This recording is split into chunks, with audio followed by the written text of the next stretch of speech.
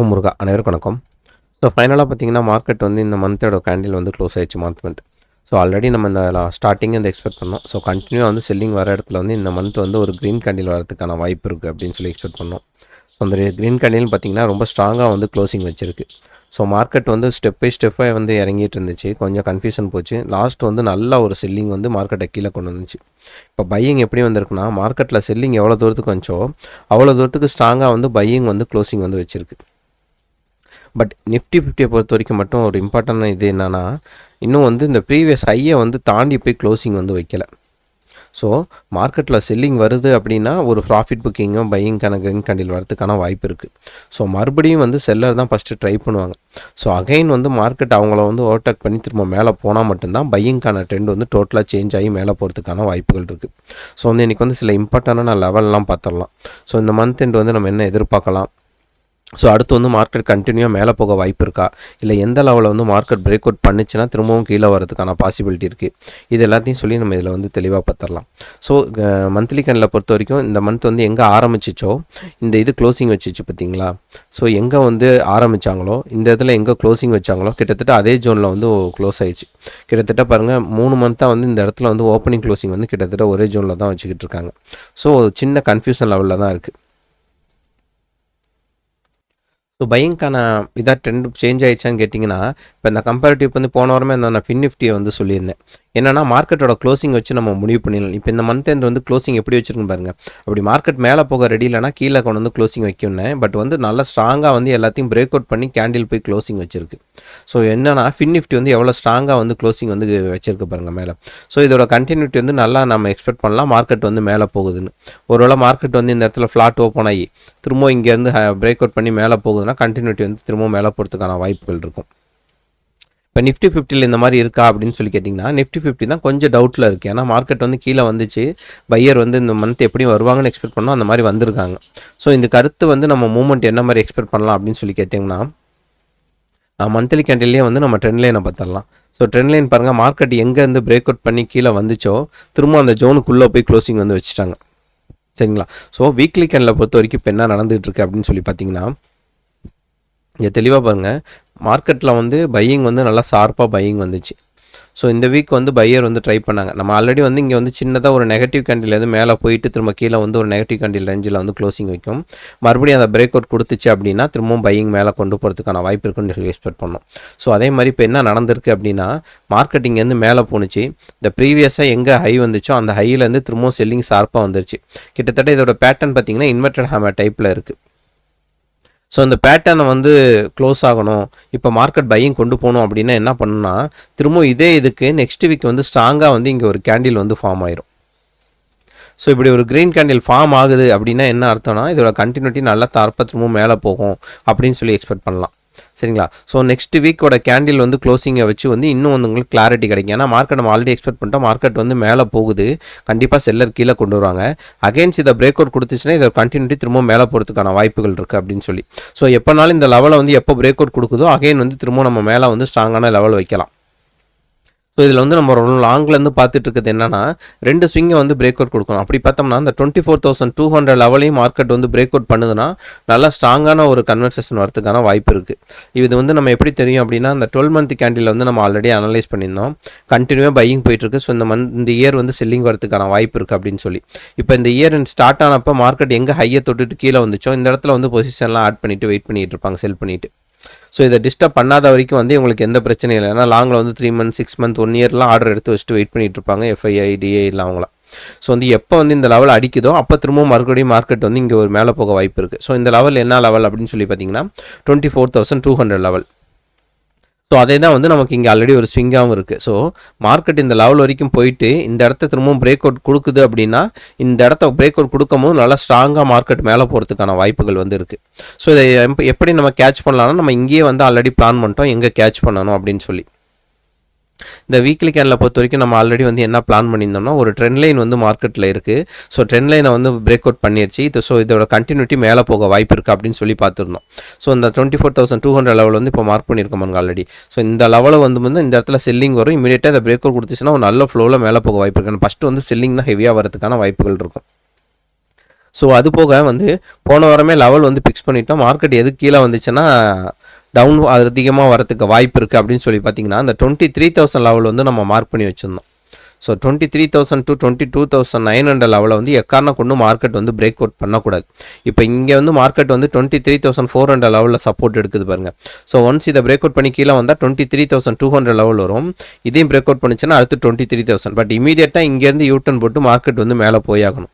இல்லை இதையும் வந்து பிரேக் அவுட் கொடுக்குறாங்க அப்படின்னா நம்ம ஆல்ரெடி எக்ஸ்பெக்ட் பண்ணுற மாதிரி மார்க்கெட் அகைன் திரும்பவும் செல்லிங் சைடு நல்லா போகிறதுக்கான வாய்ப்புகள் வந்து அதிகமாகவே இருக்குது. ஸோ என்ன பண்ணலாம் அப்படின்னா இப்போ இங்கே பாருங்கள் இந்த 24,400 லெவல்லே வந்து மார்க்கெட் சப்போர்ட் எடுத்து யூட்டர்ன் போடுறதுக்கு ட்ரை பண்ணிகிட்டு இருக்காங்க. நம்ம வந்து போன டைம் வந்து நான் என்ன லெவல் கொடுத்துருந்தேன் அப்படின்னா இந்த 24,600 லெவல் வந்து செல்லிங் வந்து ஷார்ப்பாக வரதுக்கான வாய்ப்பு இருக்குது அப்படின்னு சொல்லி எக்ஸ்பெக்ட் பண்ணோம். பட் மார்க்கெட் வந்து இந்த 24,800 லெவல் வரைக்குமே போயிடுச்சு. அப்படி போணுச்சுன்னா என்னன்னா இந்த 24,600 லெவலில் சப்போர்ட்டாக வச்சு மறுபடியும் மார்க்கெட் மேலே போக ட்ரை பண்ணணும். அதை தான் என்ன பண்ணியிருக்காங்கன்னா டே கேண்டில் 15 மினிட்ஸ் கேண்டில் போயிருங்க. ஸோ இந்த இடத்த பொறுத்த வரைக்கும் பாருங்கள் இந்த 24,600 லெவலில் வந்து மார்க்கெட் எவ்வளோ தூரம் ட்ரை பண்ணுறாங்கன்னு. இங்கேருந்து மார்க்கெட் மேலே போயிட்டு திரும்ப இந்த ஜோனுக்கு வந்தோன்னே இங்கேருந்து பையர் வந்து ஒவ்வொரு டைமும் ட்ரை பண்ணிக்கிட்டே இருக்காங்க.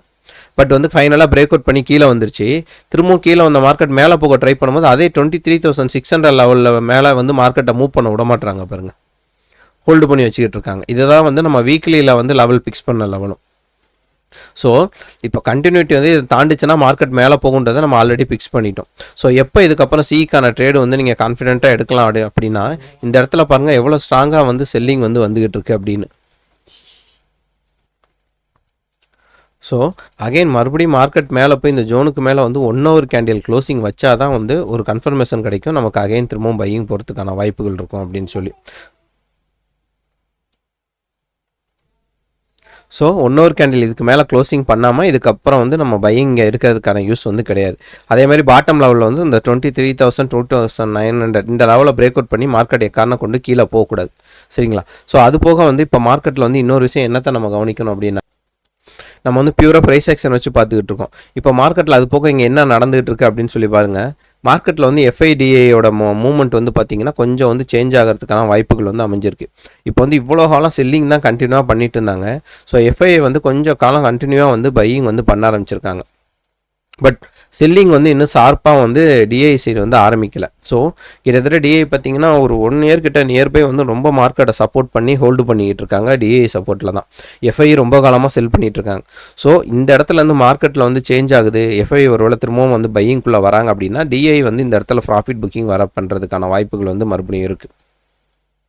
சரிங்களா? ஸோ இதோட மூமெண்ட்லாம் வந்து நம்ம வெறும் ப்ரைஸ் ஆக்ஷனை வச்சு ப்ரைஸில் மட்டும்தான் நம்ம வந்து கண்டுபிடிக்க போகிறோம். இப்போ அடுத்த வாரம் வந்து மறுபடியும் மார்க்கெட் இந்த 23,400 லெவலில் பிரேக் அவுட் பண்ணுதுன்னா 23,200 லெவல் வந்து உங்களுக்கு முதல் லெவலாக இருக்கும்.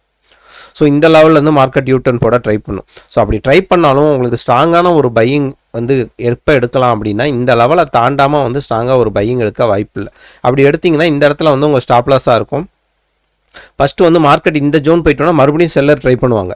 ஸோ மறுபடியும் செல்ல ட்ரை பண்ணி ஒருவேளை மறுபடியும் இதை பிரேக் அவுட் பண்ணிட்டாங்கன்னா நல்லா ஸ்ட்ராங்காகவே எக்ஸ்பெக்ட் பண்ணலாம் கீழே போக வாய்ப்பு இருக்குது அப்படின்னு சொல்லி. அப்படி இல்லை பையர் ஹோல்டு பண்ணுறாங்கன்னா இந்த இடத்த ஒன்ஸ் பிரேக் அவுட் பண்ணி போயிடுச்சுன்னா திரும்ப ஹோல்டு பண்ண ஆரம்பிச்சிருவாங்க. ஸோ அதை வச்சு நம்ம என்ன பிளான் பண்ணலாம் அப்படின்னா இப்போ வந்து அடுத்து நம்ம பொசிஷன்லாம் வந்து இந்த வீக்கில் வந்து பிளான் பண்ணலாம் அப்படின்னு சொல்லி சொல்லியிருந்தோம் இல்லைங்களா? ஸோ அதுக்கேற்ற மாதிரி மார்க்கெட் வந்து ஒருவேளை இந்த இடத்த பிரேக் அவுட் பண்ணுது அப்படின்னா அடுத்த வாரம் கேண்டில் வந்து ஒருவேளை கீழே போயிடுச்சு, பட் வந்து இந்த 23,000 இந்த லெவலில் பிரேக் அவுட் பண்ணி கீழே வராமல் வெயிட் பண்ணுது அப்படின்னா நமக்கு வந்து அடுத்த வாரம் வந்து இந்த பாட்டம் லெவல்லையே வந்து ஒரு ஏரியா கிடைக்கும் பையிங் பண்ணுறதுக்கான வாய்ப்புகள் வந்து. இல்லை இங்கே தாண்டிடுச்சுன்னா இங்கே ஆல்ரெடி லெவல் கொடுத்துட்டோம், ஒருவேளை மார்க்கெட் கீழே வருது இந்த 23,000 லெவலே ஹோல்டு பண்ணுதுன்னா அடுத்து இந்த இடத்துலேயே நமக்கு ஒரு வாய்ப்பு வந்து காட்டி கொடுக்கும். நம்ம இங்கே இடத்துல பையிங் பண்ணணுமா வேணாமா? ஸோ இதை நல்லா நோட் பண்ணி வச்சுக்கோங்க. மார்க்கெட்டோட மூவ்மெண்ட்டை பொறுத்த வரைக்கும் வந்து கிளியர் கட்டாக வந்து கொஞ்சம் வந்து பையிங் சைடு போயிட்டுருக்கு. நம்ம ப்ரீவியஸ் ட்ரெண்ட் வந்து செல்லிங் ட்ரெண்ட். இப்போ என்னென்னா ஃபின் நிஃப்டி கம்பேரிட்டிவாக அந்த பேங்க் நிஃப்டியும் பார்த்திங்கன்னா இப்போ வந்து நல்லா வந்து ஒரு பையிங் மூமெண்ட் வந்து கொடுத்துருக்கு. நம்ம டெய்லி கேண்டில் ஆல்ரெடி பார்த்துருந்தோம். ஸோ வந்து மார்க்கெட்டில் வந்து டபிள்யூ பேட்டர்ன் வந்து ஃபார்ம் பண்ணியிருக்கு. டபிள்யூ பேட்டர்ன் ஃபார்ம் ஆனால் அந்த இடத்துல வந்து வெயிட் பண்ணி ஒரு பிரேக் அவுட் கொடுக்கும், அப்போ நம்ம ட்ரேட் எடுக்கலான்னு. ஸோ மார்க்கெட் வந்து இந்த லெவலெலாம் எல்லாமே இதை தாண்டி போய் இந்த இடத்துல வெயிட் பண்ணிகிட்டு இருக்காங்க. ஸோ இந்த ட்ரெண்ட் லைன் வந்து எந்த ட்ரெண்ட் லைன் பார்த்திங்கன்னா நம்ம மந்த்லியோட ட்ரெண்ட் லைன். ஸோ இங்கே பாருங்க கரெக்டாக வந்து மந்த்லி ட்ரெண்ட் லைனில் வந்து கிழிக்கும் போயிட்டு அந்த இடத்துல செல்லிங் வந்து வந்துகிட்டு இருக்கு. பட் இதில் என்ன ஒன்றுனா மார்க்கெட்டோட க்ளோசிங் மறுபடியும் வந்து நல்லா கீழே வந்து க்ளோசிங் வச்சிருக்கு 15,000 சாரி லெவலுக்கு கீழே அப்படின்னா திரும்ப நல்லா ஷார்ப்பாக செல்லிங் எக்ஸ்பெக்ட் பண்ணலாம். பட் வந்து திரும்பவும் வந்து இந்த எங்கே வந்து நமக்கு பிரேக் அவுட் கொடுத்துச்சோ அந்த ஜோனில் வந்து கரெக்டாக பேங்க் நிஃப்டி வந்து வெயிட் பண்ணிகிட்ருக்கு. ஃபின் நிஃப்டிக்கும் இதுக்கும் உள்ள கம்பேரிசன் பாருங்கள். ஸோ வந்து முடிஞ்ச அளவுக்கு வந்து பேங்க் நிஃப்டி வந்து நிஃப்டியோட கம்பேரிசன் பண்ணும்போது இப்போவே வந்து நல்லா ஸ்ட்ராங்காக இருக்குது. ஏன்னா டே கேண்டில் வந்து நல்லா வெயிட் பண்ணிச்சு, நல்லா ஸ்ட்ராங்காக டபிள்யூ பேட்டர்ன் ஃபார்ம் பண்ணிச்சு. ஸோ பிரேக் அவுட் பண்ணி மேலே போயிருக்கு. ஸோ இதோட கண்டினியூட்டி மறுபடியும் இந்த 52,000 லெவலில் பிரேக் அவுட் பண்ணிச்சுன்னா திரும்ப ஹையாக மேலே போகிறதுக்கான வாய்ப்புகள் வந்து நிறையா இருக்குது. ஸோ இந்த 52,000 லெவலில் பிரேக் அவுட் பண்ணிச்சுன்னா தான் பேங்க் நிஃப்டி அகைன் வந்து திரும்ப மேலே போகிறதுக்கான பாசிபிலிட்டி நல்லா ஸ்ட்ராங்காகவே இருக்குது. ஸோ இது கீழே வந்து வீக் பாயிண்ட் எதுன்னு சொல்லி கேட்டிங்க அப்படின்னா இந்த 50,000 லெவலை வந்து மறுபடியும் மார்க்கெட் வந்து பிரேக் அவுட் பண்ணி கீழே போகக்கூடாது. ஒன்ஸ் மார்க்கெட் மறுபடியும் இந்த லெவலில் பிரேக் அவுட் பண்ணிருச்சு அப்படின்னா திரும்பவும் வந்து பேங்க் நிஃப்டி கீழே போகிறதுக்கான வாய்ப்புகள் வந்து நிறையா இருக்குது. ஏன்னா இப்போ மறுபடியும் வந்து வீக்லியில் என்ன இருக்குன்னா பேங்க் நிஃப்டியோட கம்பேர் பண்ணுங்கள் கொஞ்சம் ஸ்ட்ராங்காகவே வந்து கேண்டில் க்ளோசிங் வச்சுருக்காங்க. வந்து கிளியர் கட்டாக ஒரு இன்வெர்டர் ஹேமரே வந்துருச்சு, செல்லிங் கையில் இருக்க மாதிரி வந்து ஹேமர் வச்சிருச்சு. ஸோ அடுத்த வாரம் வந்து திரும்பவும் வந்து இப்படி போய் நல்லா வந்து கிளியராக பையிங் ஸ்ட்ராங்காக இருக்காங்க, இப்படி ஒரு கேண்டில் க்ளோசிங் ஆகும்னு சொல்லி எக்ஸ்பெக்ட் பண்ணோம். இப்போ பேங்க் நிஃப்டியை பொறுத்த வரைக்கும் எப்படின்னா மார்க்கெட்டை பெரிய லெவலில் ஃபாலோ ஆகி விடலை. ஸோ வந்து ஒரு ஸ்விங்கும் வந்து இந்த இடத்துல வச்சிருக்கு. ஸோ அடுத்து வந்து 52,000 லெவலில் பிரேக் அவுட் பண்ணிச்சுன்னா திரும்ப வந்து நியூவாக மேலே போகும் அப்படின்னு சொல்லி எக்ஸ்பெக்ட் பண்ணலாம். அப்படி இல்லை மார்க்கெட் இந்த லெவலில் வந்து ரெஸ்பெக்ட் பண்ணி திரும்பவும் கீழே வருது அப்படின்னா எக்கான கொண்டு இந்த 50,500 அந்த லெவல்லையே மேக்ஸிமம் மார்க்கெட் யூட்டன் போட்டு மேலே போயிடணும். இந்த 50,000 லெவலில் வந்து டெஸ்ட் பண்ணிவிட்டு கீழே போணுச்சுனாலே திரும்பவும் செல்லிங் வந்து கொஞ்சம் ஷார்ப்பாக வந்து எக்ஸ்பெக்ட் பண்ண ஆரம்பிக்கலாம். ஸோ வந்து இப்போ அடுத்த வாரம் வந்து ட்ரேட் எடுக்கும் போது என்ன பிளான் பண்ணலாம்னா இந்த லாஸ்ட்டில் க்ளோசிங்கில் பாருங்கள், லாஸ்ட் டே வந்து எவ்வளோ ஹெவியாக வந்து பையிங் செல்லிங் வந்து நடந்திருக்குன்னு பயங்கர கன்ஃபியூஷன்ஸ் இதாக இருக்குது. ஸோ இந்த இடத்த வந்து மார்க்கெட் வந்து கிளியர் கட்டாக இந்த 51,900 லெவல் இருக்குது பார்த்தீங்களா. ஸோ இந்த லெவலுக்கு மேலே திரும்பவும் மார்க்கெட்டு போய் 1 hour கேண்டில் வந்து க்ளோசிங் வைக்காத பட்சத்தில் பையிங்க்கான ட்ரேடு வந்து பண்ணாதீங்க, வெயிட் பண்ணுங்கள். இதை பண்ணால் மட்டும்தான் பையிங்க்கு ட்ரேடு வந்து எக்ஸ்பெக்ட் பண்ணலாம். ஸோ மார்க்கெட் வந்து கீழே வந்துச்சுன்னா இமீடியட்டாக பையர் வராங்க. ஸோ ஓகே ஒன்ஸ் இதை பிரேக் அவுட் பண்ணி கீழே வந்துச்சுன்னா மறுபடியும் 51,000 லெவலில் வந்து பையர் திரும்பவும் மார்க்கெட்டை ட்ரை பண்ணி மேலே கொண்டு போக ஆரம்பிப்பாங்க. ஸோ ஒன்ஸ் வெயிட் பண்ணி மறுபடியும் 51,000 லெவலையும் மார்க்கெட் பிரேக் அவுட் பண்ணிச்சுன்னா தான் அதுக்கடுத்து மறுபடியும் மார்க்கெட் வந்து இங்கேருந்து கீழே கொஞ்சம் வரதுக்கான வாய்ப்புகள் வந்து இருக்குது. ஸோ அப்படி கீழே வர பட்சத்தில் எது வரைக்கும் மார்க்கெட் வரலான்னு சொல்லி பார்த்தீங்கன்னா இங்கே ஒரு கேப் இருக்குது பாருங்க. ஸோ அந்த கேப்பை ஃபில் பண்ணுறதுக்கு அடுத்து வந்து மார்க்கெட் வரதுக்கான வாய்ப்பு இருக்குது. ஸோ மார்க்கெட் 51,400 லெவலில் பிரேக் அவுட் பண்ணிச்சுன்னா 51,000 லெவலில் வரும். அதையும் பிரேக் அவுட் பண்ணிச்சுன்னா தான் 50,500 லெவல் வரைக்கும் வரதுக்கான வாய்ப்புகள் வந்து இருக்குது. சரிங்களா. ஸோ பையிங்கை பொறுத்த வரைக்கும் நான் கிளியராக சொல்லிட்டேன். இந்த 1 hour கேண்டில் எல்லாத்தோட ஹைட் லெவலையும் பாருங்கள், இந்த 51,600 to 650 லெவலையே தாண்டலை. அதனால தான் 51,900 லெவலை தாண்டி கேண்டில் க்ளோசிங் வைக்கட்டும். ஸோ அதுக்கப்புறம் தான் கிளியர் கட்டாக கொஞ்சம் பையிங்க்கான மூவ்மெண்ட் வந்து நீங்கள் எக்ஸ்பெக்ட் பண்ண ஆரம்பிக்கலாம். ஏன்னா மார்க்கெட்டில் வந்து இப்போ பையிங் ஷார்ப்பாக வந்தாலும் ப்ரீவியஸ் ட்ரெண்டு வந்து செல்லிங் ட்ரெண்டு தான் ரொம்ப ஷார்ப்பாக இருந்தது. ஸோ செல்லர் வந்து மறுபடியும் ட்ரை பண்ண தான் ஆரம்பிப்பாங்க. ஸோ அவங்கள பிரேக் அவுட் பண்ணி திரும்பவும் பையர் ஸ்ட்ராங்காக இருக்க பட்சத்தில் அதை பிரேக் அவுட் பண்ணி மேலே வந்தால் மட்டும்தான் ட்ரெண்டு சேஞ்ச் ஆகி பையிங்க்கான ட்ரெண்டு வந்து சேஞ்ச் ஆகும். இப்போ ஃபின் நிஃப்டி வந்து பையிங்க்கான ட்ரெண்டுன்றதை கொஞ்சம் கான்ஃபிடண்ட்டாக சொல்லலாம்.